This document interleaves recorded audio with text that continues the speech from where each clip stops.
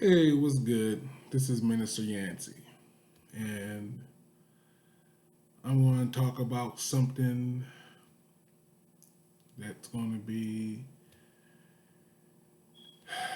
what's the right word? I don't want to say taboo. All right, I'm just going to say I'm going to have to touch some areas that I really don't want to have to go into, but I'm going to have to for the sake of getting my message across. So, in so many words, I'm saying warning. You know what I mean? But I have to talk about soul ties. Um, Sex is not just a physical act. When two become one in flesh, they become one in spirit. And we're not meant to be connected to more than one person. You know what I mean? And what seems to be the norm is, and it's norm because sexual immorality is normal. It's all in the church, it's in the world, it's everywhere. But because it's normal, you know, it's just some of the mess that we go through. But anyway, you know, you become one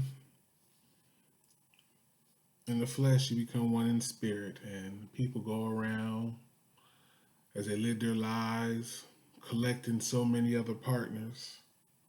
You know what I mean? By the time they find the person that they really should be with, or the person that that they're compatible with, both of them bring to the table their partners as well, and different issues and personality traits that are interwoven with who they really are, and it just becomes a mess.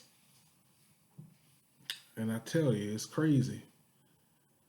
We really don't understand why God tells us don't do something until we really fall short and do what he told us don't do.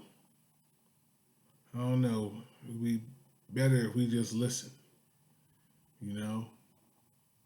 And we're good stewards of our bodies sexually, but, you know, unfortunately, this is life for so many people that choose to do what's contrary to the word of God.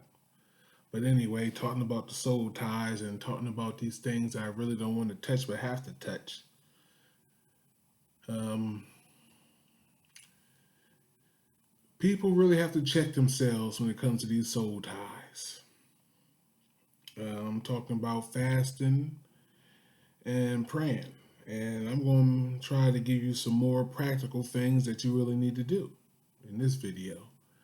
And something practical that you need to do, and this doesn't apply to all,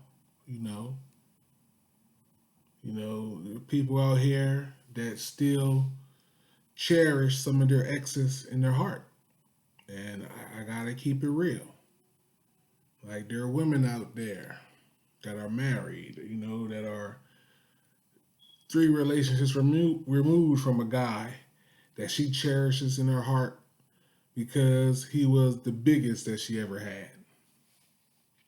And somewhere in the world, there's a guy who's married, happily married, with kids, the whole 9 yards, but in his heart, he still cherishes this girl he met 2002 that totally blew his mind sexually. You know what I mean? I mean, when it comes to your past sexual encounters, you really need to let that stuff go. Some of you masturbate to the memories. Soul tie, like I was talking about. Some of you put your sexual encounters and made a trophy case, so to speak. And I believe I heard Pastor Stephen Darby talk about that.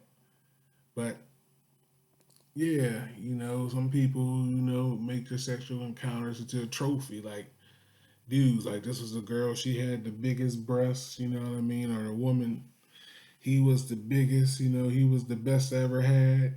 He went down on me, but you know what I mean?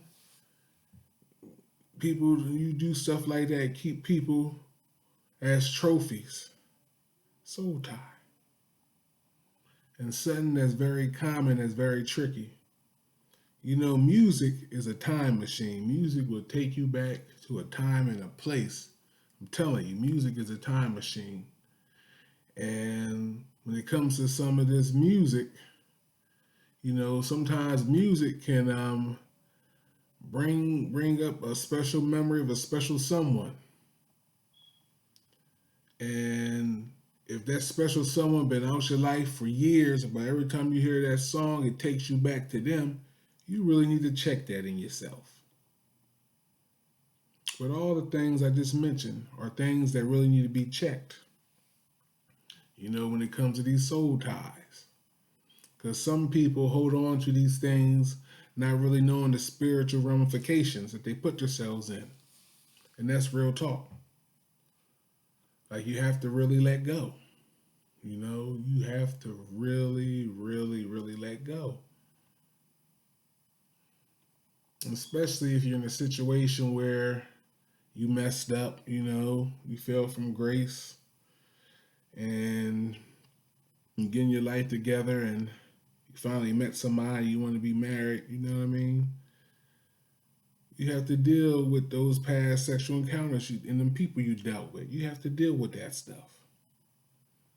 Those people can no longer hold a special place in your heart or in your emotions. None of that. You had to forsake all that other stuff, suppress it.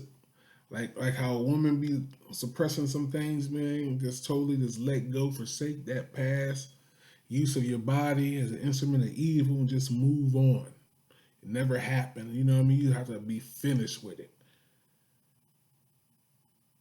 and go about life.